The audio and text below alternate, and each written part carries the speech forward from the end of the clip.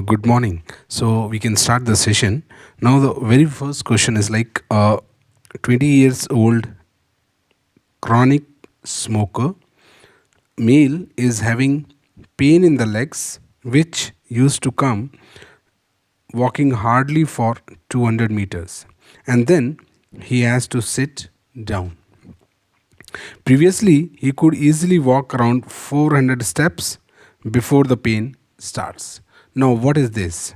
Now this is a classical description of intermittent claudication. Clear? So this is what is known as intermittent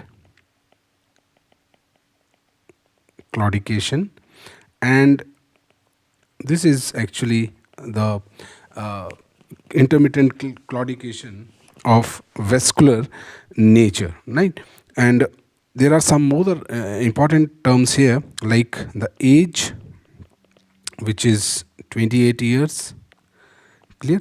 Then gender, that is male, and more importantly the habits, that is smoking, clear? So young male who is a chronic smoker having intermittent claudication, and the distance at which the intermittent claudication is appearing, it is reducing. Like previously he used to walk 400 meters walking, and then there was pain, and this pain will relieve by rest. Okay, so aggravation by walking, clear? So the pain aggravates or comes while walking, clear? So this is aggravating factor and this is relieving factor, clear? Now the pain is coming only at 200 meters. It means the distance at which the pain had come, it is reducing day by day. So it means there is some vascular obstruction, because this is vascular in nature. Here we can have intermittent claudication related to neural structures as well. So this is classical intermittent claudication, especially in a setting of young male who is a smoker. This will go in favor of thromboangiitis obliterans, clear? Hello Anash, hello, how are you? So this is thromboangiitis obliterans, that is also known as Buerger's disease, clear? So the moment you have this kind of case history, young smoker male, pain in legs which comes on activity, relieves with rest, that is a classical case of thromboangiitis obliterans, and this clinical phenomena is actually the intermittent claudication. Now if you look at the picture, you can see a blackening of the toes, right? And this is what is known as dry gangrene. You have a clear-cut demarcation between the live tissue and the dead tissue, clear? So this is dry gangrene. So this is a classical presentation of thromboangiitis obliterans. Moving forward, not a presenting feature of burns. Now here, in case of burns, we can see infection can occur, that is sepsis. So sepsis is what? It is infection only. Then shock can also be seen, and shock is actually decreased perfusion to the tissue. So it can be hypovolemic shock, clear? It can be septic shock, so that's possibility is there. Then there can be multiple organ failures, especially because of shock. But what is not seen is hyperproteinemia. Rather, what happens because of burns, there is loss of skin, and then there is loss of fluid as such, and that causes a fall in protein level and not an increase in protein level. So what we see is hypoproteinemia, clear? So it is hypoproteinemia which is seen, not hyperproteinemia. Clear? Moving forward, a patient with burns died within 24 hours. What could be the probable cause? Now here, the death has occurred in such a short span of time, and there is possibility of injury to upper respiratory tract. Clear? So there can be injury to the the burn injury to the upper respiratory tract, and that can be like a form of some laryngeal edema or anything which has caused obstruction to the upper airway, resulting in problematic respiration. So that could have resulted in death. So upper respiratory injury is the cause of death in initial period of burns. So that's very important. That's why it is written within 24 hours. Then moving forward, a third degree circumferential burn in the region of arm and forearm. Now what is the most important thing for you to assess? Now third degree burn is the one which extends till bone. Clear? So this is third degree burn, and since it extends till bone, so it will burn the nerves as well. And if the nerves are burnt out, there will be no pain. So it means the third degree burns are painless. Fine. This is one thing. Now what is this term circumferential, especially in the upper limb? Now circumferential means, suppose if this is the upper limb, right? Bone, something like this. Now what is happening? The burn is involving the entire circumference of the upper limb. Clear? So this is all burn area, right? So this is circumferential burns. It is encircling the entire upper limb. Now what problem can occur? Because inside there are arteries as well. So this circumferential burn can compress the limb, and indirectly it might compress the artery. So this can lead to compression of artery. Now what will happen? There will be ischemia if we don't address it initially. So what we need to do? We need to check distal pulses.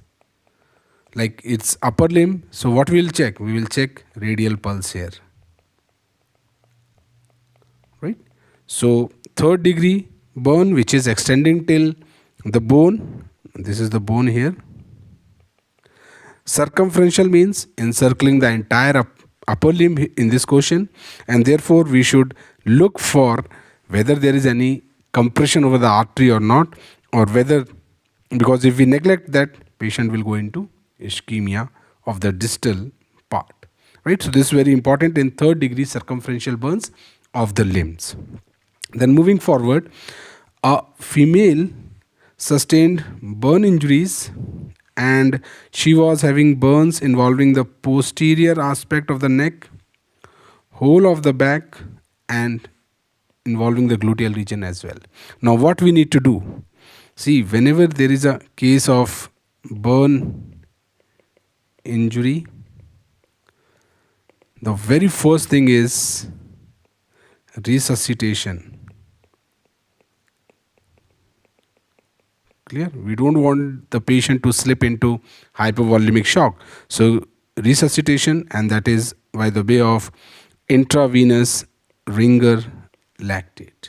Clear? That's very first thing. So stabilize the patient. After this, the second is wound care.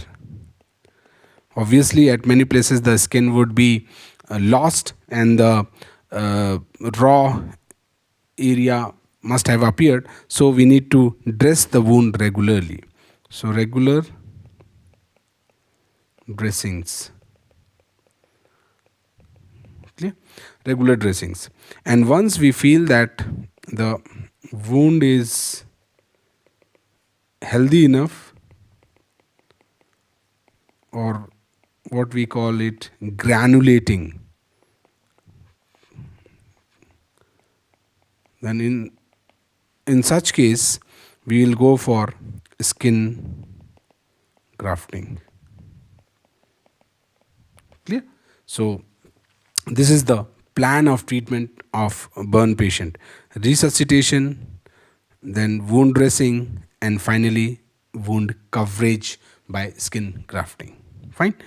Next, moving forward, intern was doing saphenous vein cannulation in a burn patient, and after the procedure, the patient develops pain along the medial border of the foot. Now, which nerve has been accidentally ligated? Because there is pain, so it means a nerve has been. Yes, Mohammed Anas, absolutely right. Now, there is some nerve which has been, accidentally ligated. Now, what is this procedure? Saphenous cannulation. Now, this is actually known as venesection. Clear? So this is known as venesection. And what we do actually in case of burn patient, when we have to give a large amount of fluid, when in that cases, particularly when the upper limb veins are not easily accessible, we can put a Ryle's tube within the great saphenous vein.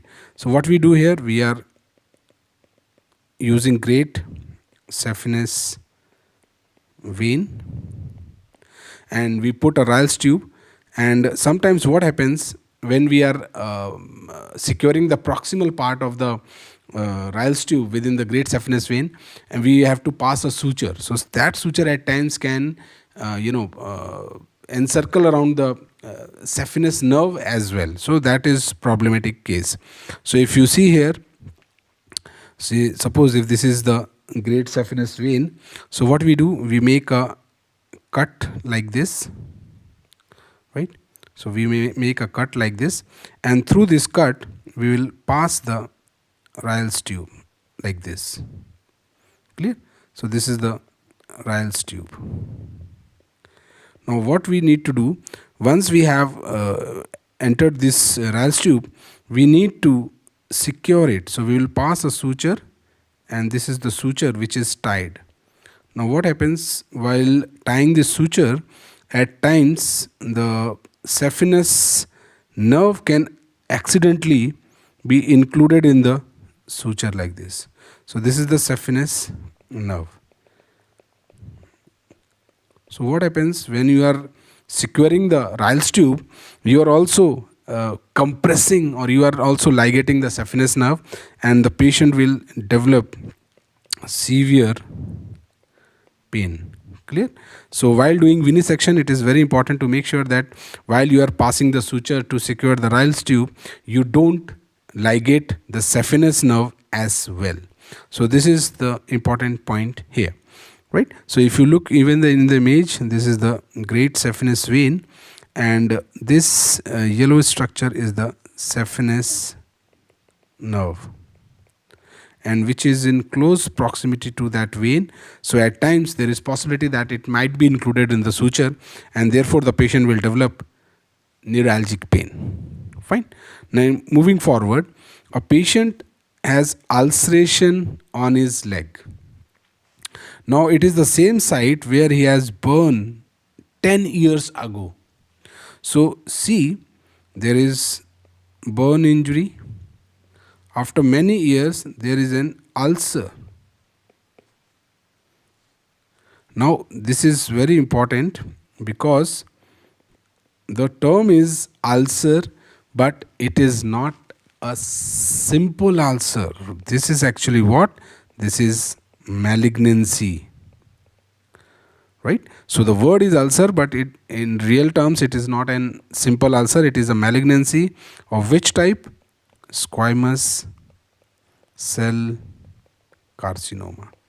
Clear? So it is a squamous cell carcinoma, and the nomenclature which has been given to this ulcer is Marjolin ulcer. So this is Marjolin ulcer, but please note that this ulcer term is misnomer. It is a wrong term here because it is not an ulcer.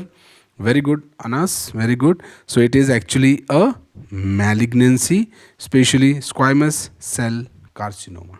So please remember this, especially in a case of burn injury. Now, which condition is present at birth, right? Present at birth and persist throughout life. So here you need to, you can just remember it like P, that is present at birth. Then another P, persist throughout life. And one more P, that is port wine stain. Very good, Anas, very good. So you can remember 3 P's here: present at birth, persist throughout life, and port wine stain. So the answer will come out to be port wine stain. Now you can see this is a classical port wine stain, and one important thing which you need to remember, it has to be differentiated from strawberry angioma or strawberry nevus. So here just reverse the two terms: not present at birth. Clear? So this is not present at birth, and you can take the other term as well: does not persist throughout life. So what does this mean? This means that this condition resolves spontaneously by the age of 7 to 8 years. So this is how you have to differentiate the two conditions: the port wine stain. Clear? So this is the port wine stain and strawberry angioma. Clear? Moving forward, which is not a complication of chronic lower limb edema. Now this is of course a vascular entity. It can lead to infection of soft tissues. There can be skin changes in the form of thickening, or there can be skin ulceration. But it has nothing to do with varicose veins, because varicose veins is what?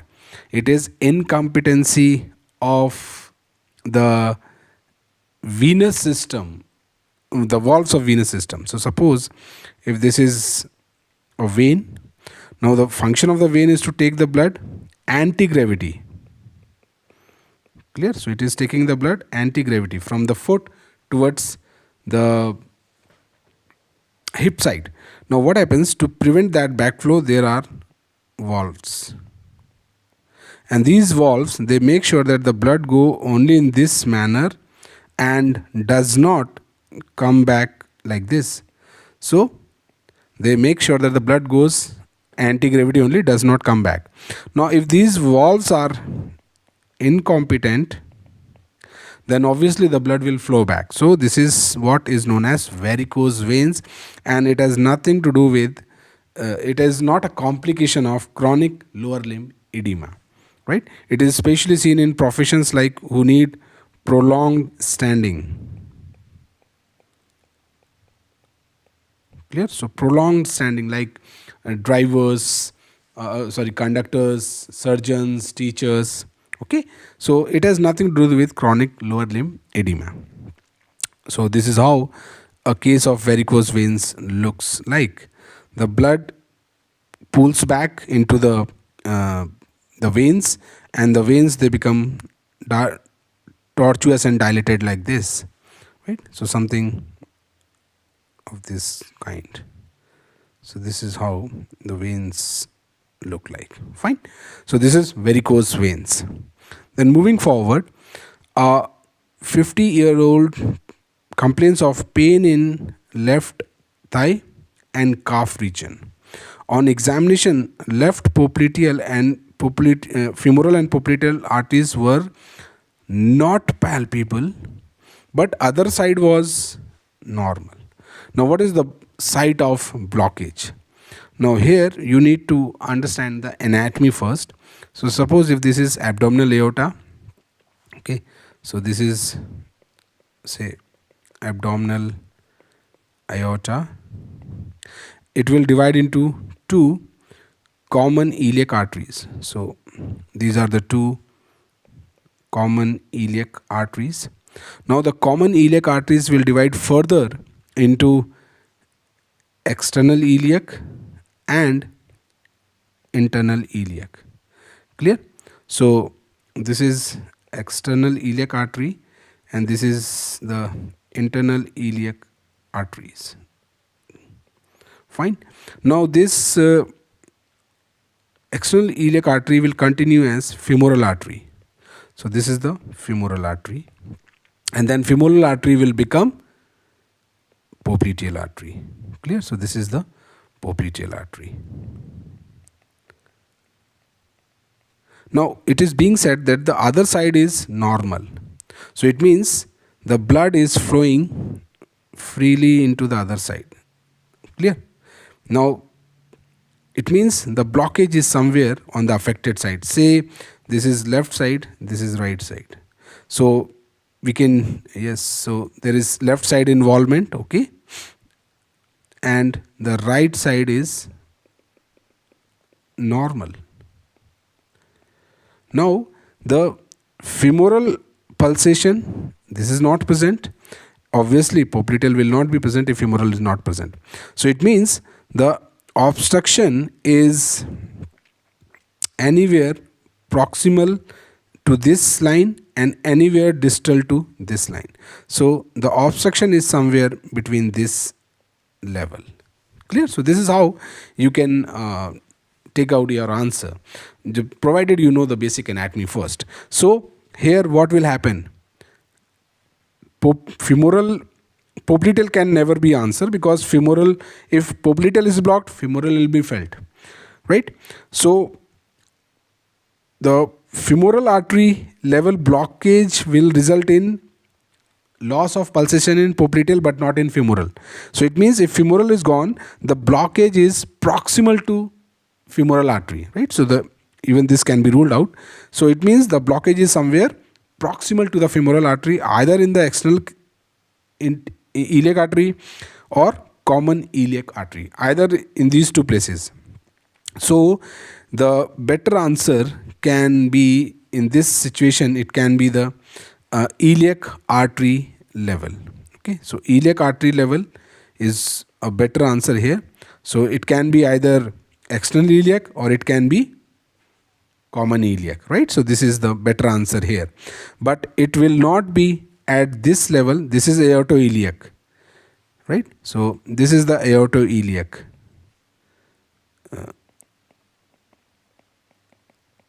And if the blockage is here, it is going to affect both the sides. So, this will affect both the sides. But what we have learned so far in the question, the other side is normal. So, it means the pathology is somewhere only in the region of the iliac artery, only this much. Clear? It will be proximal to the femoral artery and it will distal to the origin of the common iliac artery. Clear? So, the answer is iliac artery level. So, we can cross this as well. Clear? So, if you look here, the lesion will be somewhere between this level, right? Before the origin of the femoral artery. So, this is all common iliac artery, right? And this is all the external iliac artery. Okay? So, this is external iliac artery. This is the common iliac artery and this one is the internal iliac artery. Internal iliac artery, clear? And this one is of course the femoral artery. So the obstruction is between somewhere here till here. Then only the femoral pulsations will go away. Clear? So this is how you can get your answer. Then moving forward, a patient underwent long duration surgery and post-operatively he was bedridden. The moment you have these 2 points, you should think of the possibility of DVT, right? Long duration surgery, bedridden for many days, and then affection of the leg region especially, and the classical Human sign. All these points goes in favor of DVT, that is deep venous thrombosis. Clear? And this is how you will see a case of DVT. You will see all the features of inflammation. You can see the redness. Clear? You will see the swelling. Now these are inspectory findings. If you touch, you will find increased temperature. The area will be warm. It will be tender also. And the positive Homan sign is that when you, very good Anas, this is DVT. The positive Homan sign is that when you will forcibly you will dorsiflex the foot, there will be very severe pain in the calf region, right? So Homan region is what? Forcible dorsiflexion of foot, and this will result in severe pain in calf muscle. Clear? So this is the positive Homan sign, and this suggests that this is a case of DVT.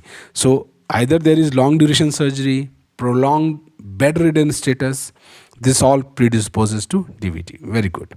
Now moving forward to thromboangiitis obliterans, which is the Buerger's disease. Now which one is not true? Now if you go into the pathology of this condition, it is involving the medium and small sized arteries. Clear? So it involves the medium and the small sized arteries, and the classical example is anterior tibial artery. So this is classically involved. Yes, therefore if you know this particular fact, you can straight away jump to the answer. So medium and small sized arteries, and therefore there is no involvement of large sized arteries usually.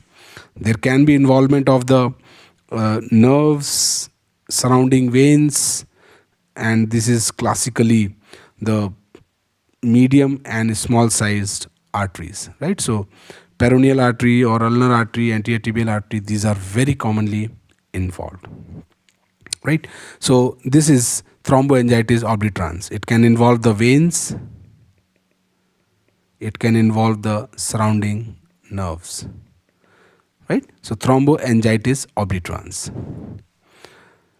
Then moving forward, a young male and smoker.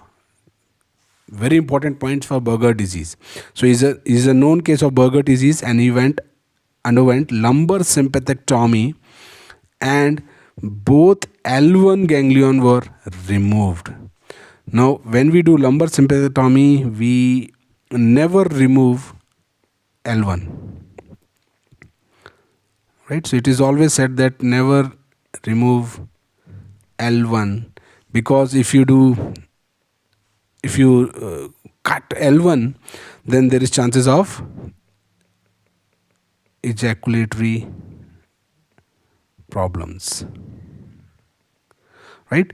So in a male presenting with Buerger disease, and if you are planning for lumbar sympathectomy, don't cut L1 sympathetic plexus, right?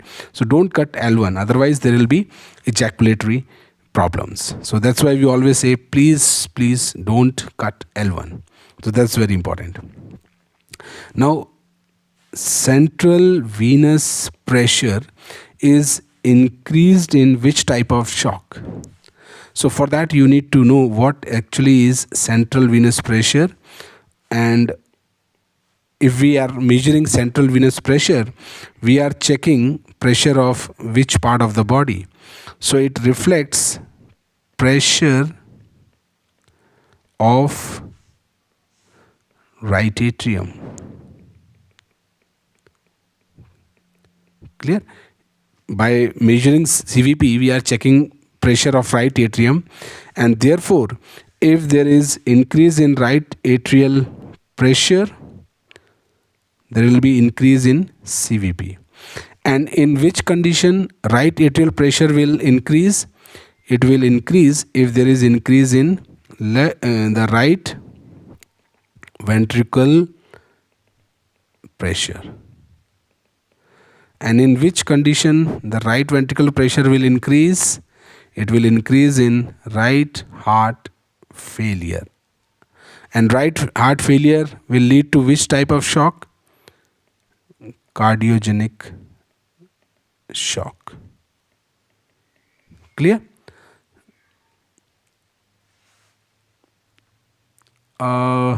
DK, see, at this moment of time, I think it's better you go with PYQs and explanations as much as possible, and make sure that if any of the concept is repeated, we can't guarantee for word to word question repeat, but yes, concept based repetitions will be there.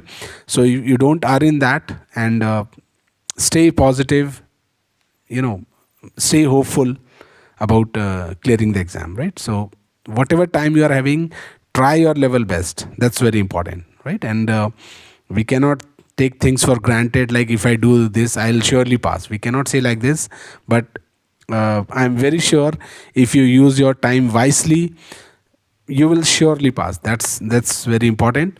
As a human, we should have faith in our capabilities, right? So at this moment of time, I would say yes, go with PYQs, go with explanations, understand the concept, and that will really help you in clearing the exam. Okay, don't worry, just work hard, give your level best, right? So CVP is will be increasing in cardiogenic shock. Clear? So this is central venous pressure. Now moving forward, alcoholic patient was diagnosed as a case of chronic hepatitis, and then he was admitted with hematemesis, that is vomiting of blood, for 2 days, and it was found that the hematemesis is because of variceal bleeding. Despite giving all the treatment, the patient dies. Now what could be the reason of his death? Now this is very clear cut. If there is hematemesis, that is loss of blood in vomiters, and if there is severe hematemesis, this can result in hemorrhagic shock, you can say. Clear? So here the cause is hemorrhagic shock. Now I think all of you can correlate the terms here, like alcoholic with chronic hepatitis and variceal bleeding. This is what condition? This is portal hypertension. Clear? So otherwise, the point is that if there is excess bleeding, it can result in hemorrhagic shock, which if not managed timely can result in death. So this is in short about the question as such. Now moving forward, on 5th post-operative day, a patient has low-grade fever, pain in the calf muscles, and edema of the lower limb. Now what most likely diagnosis? The moment you have any question starting with post-operative status, especially affecting the calf muscles, always and always think of DVT. Clear?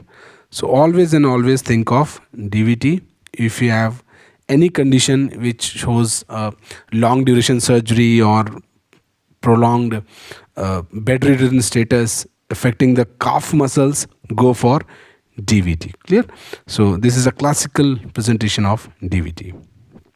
Then moving forward, 50 years old cashier having history of leg edema which is increasing over the course of the day and is associated with bursting pain. What is the most important investigation?